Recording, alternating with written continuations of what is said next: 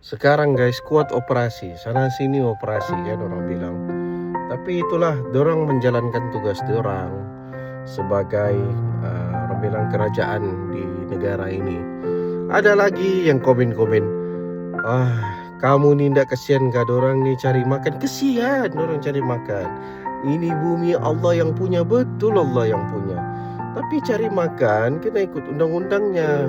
Saya paham betul lah, saya orang Bugis, saya paham betul bos. Itu barang banyak juga di sini kawan-kawan, keluarga-keluarga sendiri orang bilang yang masuk tidak secara bagus kan orang bilang kan. Kita selalu nasihatkan bah kawan-kawan, jangan bos, kau kena jalan di laluan yang betul.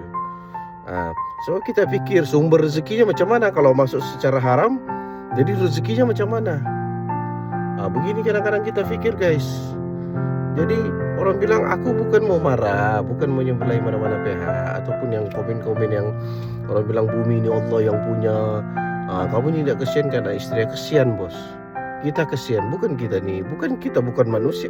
Kita ini bukan binatang bos, kita ini manusia, kita kesian. Tapi macam mana negara ini ada undang-undang? Dimanapun negara kita pergi, kita ikut undang-undangnya. Begitu. Janganlah sampai orang bilang, orang yang komen bilang, oke tangkap semuanya, kita mau salahkan orang. Dan memang kita punya salah pula itu bos. Tiada surat menyurat kan, jadi sendiri mau paham lah orang bilang kan. Kalau yang tidak ada suratnya, kau pelan-pelan orang bilang, kau operasi sekarang.